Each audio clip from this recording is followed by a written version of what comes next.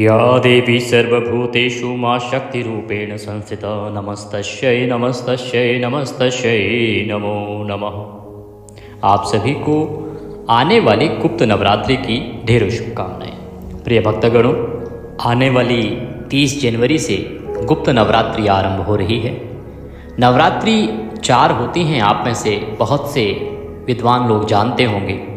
2 प्रत्यक्ष नवरात्रि होती हैं जिनको हम हर्षोल्लास के साथ मनाते हैं, और 2 गुप्त नवरात्रि होती हैं जिनके बारे में बताया नहीं जाता है। तो जो गुप्त नवरात्रि होती है ना, वो भी उतनी ही पावरफुल, उतनी ही महत्वपूर्ण होती है जितनी महत्वपूर्ण चैत्र नवरात्रि या शारदीय नवरात्रि, जिन्हें हम हर्षोल्लास से मनाते हैं, वो होती हैं। आज की इस वीडियो के माध्यम से हम आपको बताएंगे कि नवरात्रि की कलश स्थापना कैसे करनी है, माता की पूजा कैसे करनी है, क्या विधि होनी चाहिए, क्या शुभ मुहूर्त रहेंगे और किस प्रकार से आप मंत्रों को सिद्ध कर सकते हैं, क्योंकि गुप्त नवरात्रि सिद्धि के लिए सर्वोत्तम अवसर होता है। इस समय में जो तांत्रिक हैं वो तंत्र विद्या के लिए साधना करते हैं, लेकिन जो ग्रस्त जन है ना, उनको भी साधना करनी चाहिए। किसकी? वैदिक मंत्रों की, या किसी को गुरु मंत्र मिला है उसकी साधना कीजिए। कुछ ना कर सकें तो धन प्राप्ति के लिए माँ कमला की साधना कीजिए। लक्ष्मी प्राप्ति के लिए माँ कमला सर्वोत्तम साधना और सबसे शीघ्रता से प्रसन्न होने वाली देवी है। इस साधना को कीजिए, आपके घर में धन की कभी कमी नहीं होगी, लक्ष्मी की कभी कमी नहीं होगी, और बहुत ही सरल है इसको करना। आप ऑफिस से आएंगे, सायंकाल को कुछ समय निकालिए और माँ कमला की साधना को कीजिए। आपको मंत्र भी बताएंगे, और मंत्र से ना करना चाहें तो किस प्रकार से माता का अभिषेक करना है वह बताएंगे। ये संपूर्ण जानकारी जो बहुत ही महत्वपूर्ण है, आप देखेंगे अगले कुछ मिनट में इस वीडियो के माध्यम से। माँ लक्ष्मी की आशीर्वाद प्राप्त करने के लिए, आदिशक्ति का आशीर्वाद प्राप्त करने के लिए, धन धान्य की प्राप्ति के लिए कमेंट बॉक्स में अवश्य लिखें जय माता दी या जय माँ लक्ष्मी। माता के आशीर्वाद से आपके घर में धन धान्य के भंडार होंगे, आपकी सभी दुख दूर होंगे। आप देख रहे हैं देवभूमि ज्योतिष संस्थान का प्रतिष्ठित YouTube चैनल देवभूमि धार्मिक।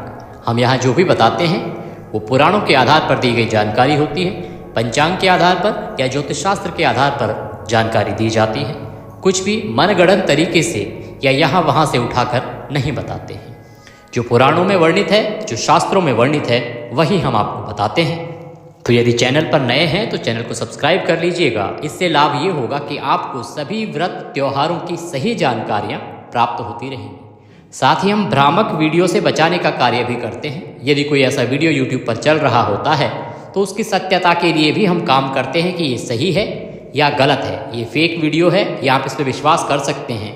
इसकी जानकारी भी हम समय समय पर आपको प्रदान करते हैं। जानकारी आरंभ करते हैं। आपसे निवेदन है कि वीडियो जरा सा भी पसंद आए तो कृपया एक लाइक अवश्य कर दीजिएगा, क्योंकि आपका एक लाइक हमारे मनोबल के लिए बहुत महत्वपूर्ण होता है। हमारी पूरी टीम बहुत मेहनत करती है, प्रयास करती है आप तक सही जानकारियाँ पहुँचाने के लिए। जब आपका एक लाइक आता है तो वो उल्लासित होकर और अच्छे से काम करने में जुट जाते हैं।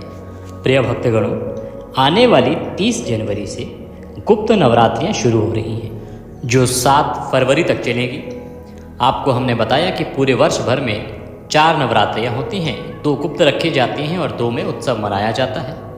एक तो रामनवमी के टाइम पर आती है जिसे हम चैत्र नवरात्रि कहते हैं, और दूसरी शरद ऋतु के समय में आती है जिसे हम शारदीय नवरात्रि कहते हैं, जो दिवाली के आसपास आती है।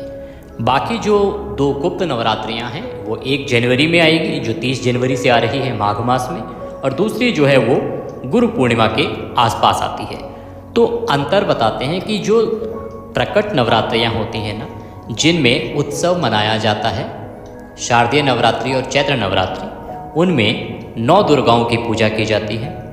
और जो गुप्त नवरात्रियाँ होती हैं ना, उन गुप्त नवरात्रियों में 10 महाविद्याओं का पूजन किया जाता है, उनकी उपासना की जाती है और उन्हीं के मंत्रों की साधना की जाती है। ये गुप्त नवरात्रि जो होती हैं ना, वो अत्यधिक पावरफुल होती हैं। कोई भी मंत्र सिद्ध करना हो तो आप इन 9 दिनों में पकड़ लीजिए और शाम को मंत्र जाप के लिए बैठ जाइए, क्योंकि गुप्त नवरात्रियों में शाम की साधना की जाती है। सूर्यास्त के बाद साधना और उपासना की जाती है।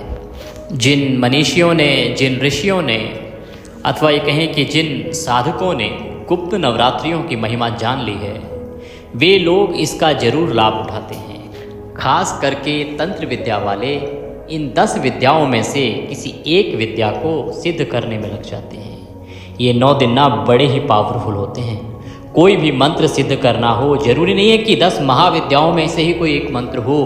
कोई ग्रस्त साधक हो, किसी के पास वैदिक मंत्र हो, गुरु मंत्र हो, तो वे उस मंत्र को सिद्ध कर सकते हैं। इन 9 दिनों में सिद्धि यानी मंत्र जाप कीजिए और वो खुद से उसमें चेतना बढ़ जाएगी, वह खुद से चेतना आपके अंदर आ जाएगी। इतनी अधिक विशेषता है इन नवरात्रियों की। अब आप सोच रहे होंगे कि हम गृहस्थियों को कौन सा जाप करना चाहिए। तो गृहस्थियों के पास जो भी आपके पास मंत्र है ना, वैदिक मंत्र, भगवान के नाम का जप, उसका आप जाप कर सकते हैं। विद्यार्थी हैं तो माँ सरस्वती की उपासना करें। 9 दिनों तक आप खीर बनाएं, चावल वाली खीर बनाएं, सफ़ेद वाली जो होती है दूध के साथ, उसका खीर बना के खाएं। सफ़ेद वस्त्र ही पहने। अगर आप पूरे दिन नहीं पहन सकते हैं तो जब आप साधना करने बैठे ना, माँ सरस्वती के मंत्र का जप करने बैठें, तो उस समय विद्यार्थियों को सफ़ेद रंग के वस्त्र पहनकर ही बैठना चाहिए। स्फटिक की माला या मोती की माला अथवा तो जो भी आपके पास माला हो ना, आप उस माला से जाप कर सकते हैं। और जो बड़े लोग हैं जिनके पास गुरु मंत्र है या कोई और वैदिक मंत्र है देवी देवताओं का, तो वे लोग अपने अपने मंत्र का जप करें। शाम को सूर्यास्त के बाद ये जप आपको करना है।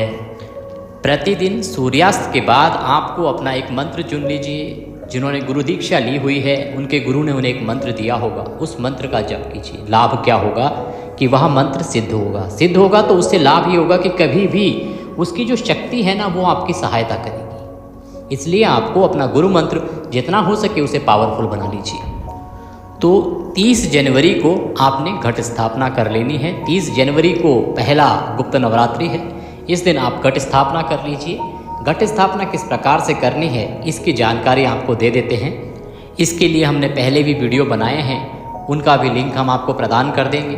और साथ ही मैं अपनी टीम को बोल के एक प्लेलिस्ट भी बना दूंगा, जिसमें कि उस प्लेलिस्ट में आपको जो भी आवश्यकता है ना, नवरात्रि में आपको दुर्गा सप्तशती का पाठ करना है, तो मैंने स्वयं हिंदी में उसका अनुवाद करके संस्कृत के साथ वीडियो अपलोड किया हुआ है। आपको चंडी कवच करना है, कवच भी आपको मिल जाएगा। जितने भी पाठ होते हैं नवरात्रि में ना, वो सभी पाठ हमारे चैनल पर पहले से अपलोड किए हुए हैं बहुत ही शुद्धि के साथ। तो उनका एक मैं प्लेलिस्ट बना दूंगा। उस प्लेलिस्ट को आप प्रतिदिन चलाइए, वो पाठ सुनिए, वो पाठ करिए और माता का आशीर्वाद प्राप्त कीजिए। ये 9 दिन बहुत ही पावरफुल 9 दिन होते हैं। तो पहले अभी बता देते हैं आपको कि कलश स्थापना कैसे करनी है, प्रथम दिन पूजन कैसे करना है। उसके बाद आपको जानकारी देते हैं माँ लक्ष्मी की उपासना कैसे करनी है। धन की प्राप्ति के लिए ये 9 दिन किस प्रकार से आपके लिए बहुत ही बहुमूल्य हैं। घट स्थापना के लिए आप माता की स्थापना के लिए एक चौकी बना लीजिए। चौकी पर लाल रंग का वस्त्र बिछा लीजिए। चौकी ना हो तो जो भी उचित जगह है ना, जहाँ पर आप माता की तस्वीर रख के और कलश स्थापना करते हैं, उस स्थान की साफ सफाई कर लीजिए। एक लोटे में थोड़ा गंगा जल लीजिएगा, उसमें शुद्ध जल भर लीजिएगा। सामग्री के रूप में माता की तस्वीर चाहिए कि एक सकोरा जिसमें आप खेतड़ी बोते हैं, मिट्टी का आता है, वो लीजिएगा। थोड़ी सी रेता ले लीजिएगा, उसको हल्का भिगो लीजिएगा। जौ लेने हैं आपको, 1 मुट्ठी जौ काफ़ी रहेंगे। उनको थोड़ी देर पानी में भिगो लीजिएगा। आप गर्म पानी, गुनगुने पानी में भी भिगो सकते हैं, अन्यथा साधारण जो पानी है नॉर्मल वाटर में भी आप उनको भिगो के रख दीजिएगा। आप अगर 1 घंटे भी भिगो लेंगे तो बहुत है उसके लिए। रौली लीजिएगा, मौली लीजिएगा, अक्षत लीजिएगा, पंच पल्लव जो कि कलश पे रखे जाएंगे। साथ ही एक नारियल आपके पास होना चाहिए। नारियल पर लपेटने के लिए अगर चुन्नी आपके पास है, कोई चुनरी ले लीजिएगा। कलश में डालने के लिए थोड़े से अक्षत, रौली हमने पहले बताई हैं आपको। हल्दी की एक गांठ ले लीजिएगा, सुपारी ले लीजिएगा। सप्तमृतिका यदि आपको मिल जाए तो वह बहुत उत्तम रहेगी। सप्तमृतिका आपको किसी भी पूजा पाठ की दुकान से मिल जाती है, वह आपको कलश के अंदर डालनी चाहिए। और एक चांदी का या जो भी सिक्का आपके पास उपलब्ध हो वह सिक्का ले लीजिएगा। नैवेद्य के रूप में आप ड्राई फ्रूट्स रख लीजिएगा, ऋतुफल रख लीजिएगा और थोड़ी सी दूर्वा अगर आपके पास हो तो वो रख लीजिएगा। एक माला फूलों की कलश के लिए और एक माला अगर माता की तस्वीर आपने रखी है तो माता के लिए। अन्यथा खुले पुष्प भी आप ले सकते हैं, केवल फूल से भी पूजन किया जा सकता है। ये सारी सामग्री एक स्थान पर सजा लीजिए, आसन लगा के बैठ जाइए। सबसे पहले हम सभी वस्तुओं की स्थापना करेंगे। स्थापना करने के बाद हम पूजन आरंभ करेंगे। जो चौकी है आपने ली है या जिस भी स्थान पर तस्वीर रखनी है ना, वहाँ पर पहले जो सामग्री है उस सब का शुद्धिकरण किया जाएगा। तो एक पुष्प लीजिए, उससे जो लोटे में जल लिया है उसमें डुबो के और सभी सामग्री पर सभी स्थान पर छींटे दीजिए। इससे ओम पवित्रो पवित्रा सर्वांग वस्तांगतो विवाह पुंडरीकाक्षम सवयंतरः शुचिः। छींटे दे दीजिए। छींटे देने के बाद जिस स्थान पर आपने तस्वीर रखनी है वहाँ पर माता को आसन के रूप में या तो पुष्प रखिए या अक्षत रखिए, उसके ऊपर माता की तस्वीर स्थापित कीजिए, क्योंकि वो माता को आप आसन दे रहे हैं। आसन के बिना तो आप स्थापित करेंगे नहीं, तो अक्षत या पुष्प के रूप में आसन दीजिए। गणपति जी आपके पास हैं तो आप गणपति जी की स्थापना भी इसी विधि से कीजिए। इसके बाद जो सकोरा है ना, जिसमें आप खिचड़ी बोते हैं, उसमें मिट्टी में थोड़े छींटे दे लीजिए। उसमें जो जौ हैं उनको निकालिए और वो चारों तरफ उसके अंदर बिखरा दीजिए और एक लेयर थोड़ी सी मिट्टी की ऊपर से डाल दीजिए। इस सकोरे को रखेंगे उससे पहले चौकी पर थोड़ी सी अक्षत रखिए, उसके ऊपर इसको रख दीजिए। कलश के रूप में जो भी पात्र आपने बनाया है, अगर आपने कोई लोटा लिया है स्टील का या किसी भी धातु का तो वह लीजिए। अगर मिट्टी का कलश आप लाए हैं तो वह लीजिए। उस पर स्वास्तिक बनाइए। स्वास्तिक बना के और उसको उस जो आपने सकोरा लिया है उसमें स्थापित कर दीजिए। इसके केंद्र में उसको रख दीजिए। अब कलश के अंदर की जो सामग्री है, एक हल्दी की गांठ डालिए, थोड़ी कुमकुम डालिए, 1 रुपये का सिक्का या जो भी आपके पास चांदी का सिक्का है तो चांदी का सिक्का डालिए। सप्तमृतिका यदि आप लाए हैं तो सप्तमृतिका उसके अंदर डालिए और थोड़े से अक्षत तथा दूर्वा डालिए। ये सामग्री उसके अंदर डाल दीजिए। जल आपने भर ही लिया होगा उसके अंदर। अब उसमें विधिवत पंचपल्लव, आपके पास आम के पत्ते होंगे 5 या अशोक के पत्ते, वो पत्ते लगाइए और पूर्ण पात्र रख दीजिए। पूर्ण पात्र को अक्षत अर्थात चावल से भर के रखिएगा। इसके ऊपर अब आपको जो नारियल है वह लेना है। नारियल पर चुन्नी लपेट लीजिए। चुन्नी यदि नहीं है कोई तो आप मौली लीजिए और मौली को लपेट दीजिए एक बार। मौली लपेट के और कलश के ऊपर नारियल को इस प्रकार से रखिए कि उसका मुख आपकी तरफ हो। नारियल को आपने रख दिया। अब आप धूप जलाइए और एक तरफ चौके के धूप रखिए, एक तरफ आप दीपक जलाएंगे। ये अग्निदेव हैं जो आपकी इस पूजा के साक्षी रहेंगे। तो अक्षत लीजिए थोड़े से। अक्षत को जहाँ आप पूजन कर रहे हैं, अगर चौकी है तो चौकी पे रखिए, अगर आप पृथ्वी पर रखकर पूजन कर रहे हैं तो पृथ्वी पर अक्षत रखिए। उसके ऊपर से आप घी का एक दीपक रख दीजिए और दीपक को प्रज्वलित कर दीजिए। इस प्रकार से ये सभी स्थापना हुई है। अब हम इनका पूजन करेंगे। पंचोपचार से हमें पूजन करना चाहिए। तो पूजन के लिए सबसे पहले हमें शुद्ध होना होता है। इसके लिए पहले जो आपने लोटे में जल लिया है उससे अपने हाथ धोइए, फिर 1 चम्मच जल लीजिए, उसको पी जाइए। इस प्रकार से 3 बार की प्रक्रिया है। ओम माधवाय नमः, ओम केशवाय नमः, ओम नारायणाय नमो नमः। हस्तो प्रक्षालनम। 3 बार आपने जल पी लिया। हस्तो प्रक्षालनम अर्थात 1 चम्मच जल और लीजिए और हाथ धो लीजिए। अपने आप को तिलक कीजिए और मौली बांधिए।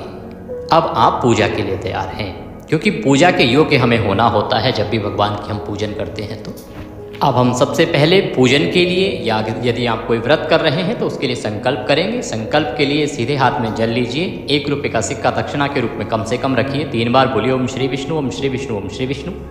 अपना नाम, अपना गोत्र, जिस स्थान पर बैठकर आप संकल्प कर रहे हैं वहाँ का मकान नंबर, क्षेत्र का नाम, शहर का नाम, माघ मासे शुक्ल पक्षे प्रतिपदायाम पुण्यतिथियो माघ गुप्त नवरात्रि 9 दिन व्रत पूजनम संकल्पम संकरिष्ये। बोलिए सौ श्री विष्णु शरणौ शरणम प्रपद्ये और वह संकल्प भगवान के चरणों में अर्पित कर दीजिए। इस संकल्प में आपको यह बोलना होता है कि आप क्या करने वाले हैं, अर्थात केवल आपने घट स्थापना करी है या आप 9 दिन पूजन कर रहे हैं या आप व्रत भी कर रहे हैं। तो मैंने आपको व्रत पूजनम दोनों चीज़ें बोली हैं। आप यदि व्रत नहीं कर रहे हो, केवल पूजन कर रहे हो तो केवल पूजन बोलिएगा। आयु आरोग्यता प्राप्तार्थ्याय या कुछ और प्राप्त करने के लिए आप पूजन कर रहे हैं तो वह बोल दीजिएगा। संकल्प करने के बाद अब आपको पूजन करना है। सबसे पहले माता का पूजन कीजिए। आपने तस्वीर रखी है, अगर आपने गणेश जी की स्थापना की है तो गणेश जी का पूजन करेंगे, अन्यथा माता को तिलक लगाइए, अक्षत लगाइए, वस्त्र के रूप में मौली का एक टुकड़ा तोड़िए, वह अर्पित कीजिए। यदि आपके पास माता के लिए कोई चुन्नी है, आप लाए हैं, तो वह चुन्नी माता को अर्पित कीजिए। फूलों की माला पहनाइए, धूप दिखाइए, दीप दिखाइए। नैवेद्य के रूप में आप ड्राई फ्रूट्स अगर आपके पास हैं, बादाम काजू आदि वह अर्पित कीजिए। फल है तो फल अर्पित कीजिए माता को और जलाचमनी कराइए। अब हम कलश स्थापना हमने की है, इसका पूजन करेंगे। तो सबसे पहले कलश देवता को तिलक कीजिए। आपने जो श्रीफल रखा है, नारियल रखा है, नारियल को तिलक कीजिए। अक्षत अर्पित कीजिए, पुष्प अर्पित कीजिए। फूलों की माला है तो माला पहनाइए, धूप दिखाइए, दीप दिखाइए और नैवेद्य के रूप में आप फल या जो भी ड्राई फ्रूट्स आपके पास हैं वह अर्पित कीजिए, जलाचमनी कराइए। इसी प्रकार से जो आपने दीपक रखा है, जो हम अग्निदेव के रूप में, साक्षी देव के रूप में स्थापित करते हैं, उनका भी आपको पूजन करना चाहिए। उनको भी तिलक कीजिए, अक्षत लगाइए, पुष्प अर्पित कीजिए। इस प्रकार से उनकी भी आपको पूजा करनी है। यदि आप अखंड 9 दिनों के लिए जोत जलाते हैं तो उसी विधि से आप उसकी भी पूजन करेंगे। उसको रखने की विधि वही है जैसे हमने बताया कि नीचे पहले अक्षत रखेंगे या स्वास्तिक बना देंगे, उस पर अक्षत रखें और फिर आपको वह दीपक स्थापित करना है। इस विधि से आपने ये पूजन किया है आज का। आप ये पूजन 9 दिन तक करेंगे। पूजन करने के बाद आप माता की दुर्गा सप्तशती का पाठ कर सकते हैं या किसी चालीसा का पाठ कर सकते हैं। यदि आप स्वयं नहीं पढ़ सकते हैं क्योंकि संस्कृत में होती है, संभव नहीं है किसी के लिए, तो हमारे चैनल पर दुर्गा सप्तशती से लेके जितने भी माता के पूजा पाठ होते हैं उन सभी के वीडियो अपलोड किए गए हैं। उनकी प्लेलिस्ट हम आपको यहाँ प्रोवाइड कर देंगे, उपलब्ध करा देंगे। डिस्क्रिप्शन में भी हम उनकी लिंक दे देंगे, तो आपको वह सुनना चाहिए। इसके बाद माता की आरती करनी चाहिए और आप दैनिक कार्यों में लग सकते हैं। अब बात आती है कि जो विशेष साधना करने वाले हैं, क्योंकि ये जो नवरात्रि है गुप्त नवरात्रि, इसमें सायंकाल को विशेष साधना होती है, तो किस प्रकार से माँ कमला की पूजा करेंगे, लक्ष्मी प्राप्ति के लिए कैसे करेंगे साधना, और यदि आपके पास कोई मंत्र है, गुरु मंत्र है, आप उसको सिद्ध करना चाहते हैं या उसको पावरफुल बनाना चाहते हैं, तो उसके लिए आप क्या कर सकते हैं। देखिए, नवरात्रि भले प्रकट हो चाहे गुप्त हो, जो लोग इन नवरात्रियों को ऐसे ही गवा देते हैं ना, वे अपने जीवन का सुनहरा अवसर गवा देते हैं। ये मान लीजिए, ये समझिए कि उनसे बड़ा अभागा कोई और है नहीं। जैसे हाथ में आया हुआ पारस का टुकड़ा उसे मूर्ख को कांच का टुकड़ा समझकर फेंक देता है, उसी प्रकार से जो नवरात्रियों को यूं ही व्यर्थ गवा देता है, समझिए वह भी उसी प्रकार का मूर्ख है। तो आप इन नवरात्रियों को यूं व्यर्थ ना गवाना, खूब अधिक से अधिक जप करना, खूब अधिक से अधिक उपासना करना, क्योंकि ये ग्रस्त जीवन वालों के लिए भी है, केवल सिद्धि वालों के लिए नहीं है। ये ग्रस्त जीवन वालों के सभी दुखों को दूर करने के लिए, उनके जीवन को परिवर्तन करने के लिए भी है। ये बहुत अद्भुत नवरात्रि होती है साहब। तो जिनको लक्ष्मी प्राप्ति की साधना करनी हो ना, तो उसके लिए माँ कमला की साधना है। माँ कमला की साधना अर्थात माँ कमला के 1000 नाम उनको पढ़ा जाना है, उनको पढ़ना है, और आप एक गुलाब की पंखुड़ी अथवा एक एक गुलाब माँ कमला के ऊपर चढ़ा सकते हैं। 1000 नामों के माध्यम से आप ये करेंगे। जैसे 1000 नाम हैं, एक एक नाम पर एक या तो कमल की पंखुड़ी ले लीजिए आप, पंखुड़ी नहीं है पूरा पुष्प चढ़ा सकते हैं तो पूरा पुष्प चढ़ा दीजिए। ये जो माँ कमला है ना, ये 10 महाविद्याओं में से एक हैं। देखिए, यदि आप लक्ष्मी प्राप्ति के लिए साधना करना चाहें ना, तो सबसे पहले तो मंत्र जाप है, लक्ष्मी प्राप्ति वाला मंत्र। ये मंत्र बहुत पावरफुल है, इसका वर्णन देवी पुराण में आता है। इस मंत्र का आप जप कर सकते हैं। और दूसरा, यदि आप मंत्र जप नहीं करना चाहते हैं ना, तो 1000 नामों द्वारा माता को गुलाब से अभिषेक कीजिए। अभिषेक का अर्थ होता है गुलाब चढ़ाइए, माता को गुलाब अर्पित कीजिए। हमने बताया एक बार माता का एक नाम जपना है, एक गुलाब या एक पंखुड़ी आप माता को अर्पित कीजिए। माँ कमला 10 विद्याओं में से एक हैं।